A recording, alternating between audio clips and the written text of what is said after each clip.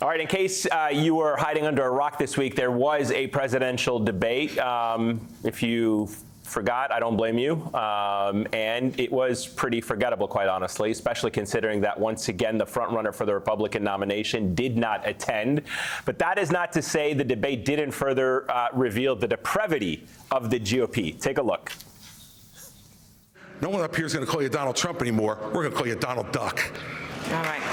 And we're going to pass a federal expedited death penalty for anyone involved in a mass shooting. I'm going to use the U.S. military to go after the Mexican drug cartels. Transgenderism, especially in kids, is a mental health disorder. I honestly, every time I hear you, I feel a little bit dumber for what you say. It's not about climate change that we need worried about. It's about the Biden climate policies that are actually the existential threat to America's future. I cut taxes. I loaded up our You wanted a gas tax increase, and then you wanted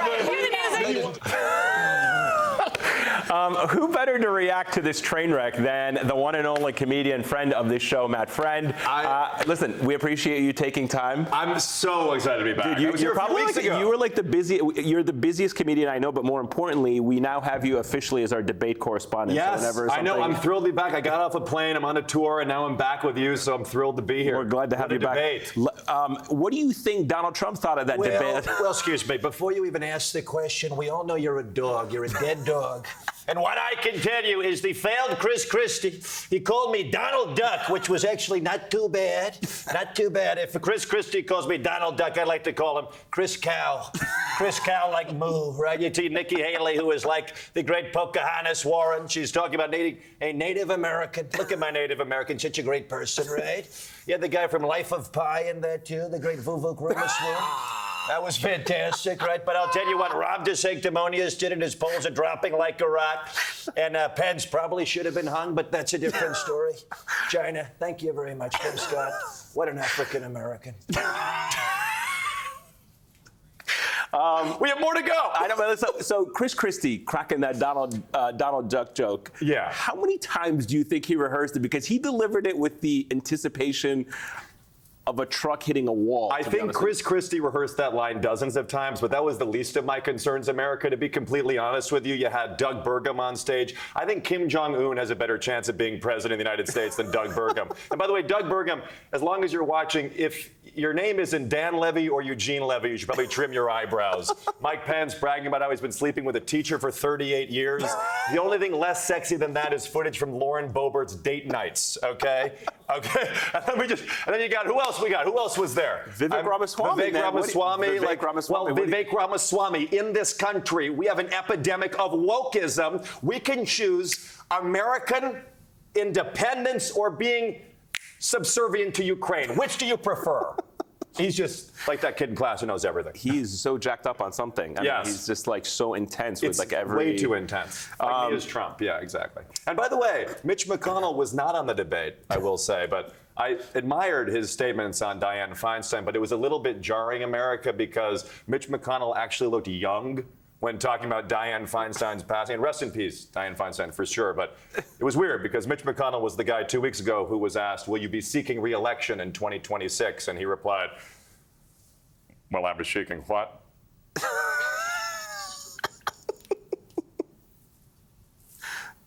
Mitch. By the way, the last time you were on the show, you did that, and then like a couple of days later. Yeah, it was actually the night before the freeze, so it was not intentional. Yeah, I think everyone was like, okay. I predicted it. Ron DeSantis, yeah, sure. Tough guy act, saying he was going to send troops to the border in Mexico, and he's like trying to flex. Well, Ron DeSantis just does the reverse smile. Human beings are supposed to go like this. He just delivers a statement of it. Let me just tell you, when I take the oath of office, come high noon on Jan 20, I'm going to veto these woke Democrat bills, and I will be the best president you've ever seen. Floridians will be proud. Just the moistness on his lips is fantastic.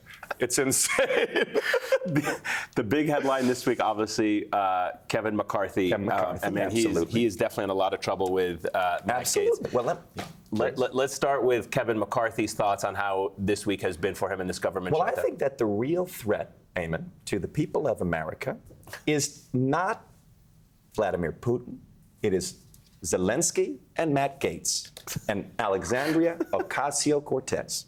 Because I have faith in America, I believe in America, and I know that they will come to the right decision, and Matt Gaetz will be proven wrong.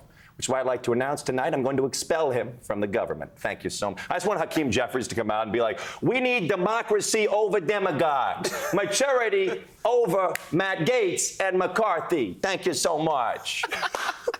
Listen, Hakeem Jeffries is probably the Speaker of the House de facto after this weekend. Yes. If Kevin McCarthy tries to keep his position, if Matt Gaetz tries to vacate. Yeah, Matt Gaetz. The eyebrows defy gravity. Him and Dr. Oz just, I don't know what's going on. I think just Matt Gaetz is upset that there's no playgrounds closer to Capitol Hill. You know what I mean? Okay. Little touchy of a subject. Google the reference, okay? Oh my God. I don't know if I'm going to get through this Don't freeze like McConnell. Let's keep it going. No. I was going to say, I'm actually like, when I think about all of the different characters on the Republican side, I've asked you this before, but what do you do to actually prepare for these comedy routines and these interviews that you do? I mean, I think my prep might be a little bit better than the moderators of the debate. Oh my God! I mean, you saw Stuart Varney of Fox Business, and he struggled to even pronounce his fellow moderator's name. He was like, "I'm joined by Ilia Calderon, Sofia Vergara, Zorro El Chapo La Bamba." I'm sorry, Univision, Spanish soap opera. Like, what is going on? You're moderating the debate, Stuart. Come on. It's like he didn't meet her before. I know. It was very uncomfortable. Very uncomfortable, very unprofessional. But you can't be surprised from Fox. Yeah, anything from Fox at this point. It was a little. Yeah, it was intense. Is there somebody that you thought won the debate?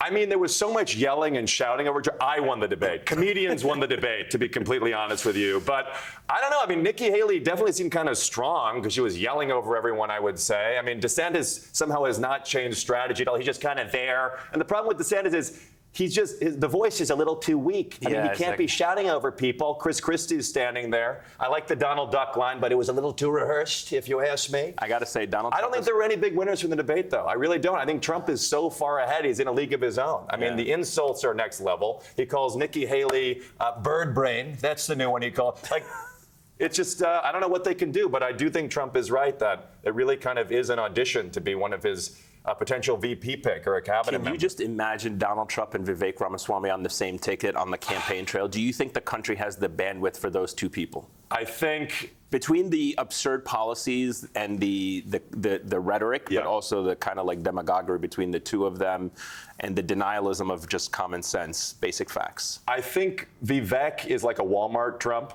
and the message is clearly not working because he was kind of getting stepped on in the last debate. And the two of them together, I don't necessarily see happening, but it is clear that he's vying for that position because, well, he's kissing up to me like a dead dog, so that's true. But I want to debate Trump and Vivek, the two of us. How about that? Oh, man. Just stay on, my friend. Good Let's to see you. Let's make it happen. Anytime. It's great to have you on the show. We still have a lot more debates, so we'll have you back on. Yeah. Standing invite, my friend. Good to see you. Yeah, and come to my show. I'm doing the Gramercy here in New York next year. March next year. All the political ones will be there. 100%. Count me in, my friend. Good to see you. All right.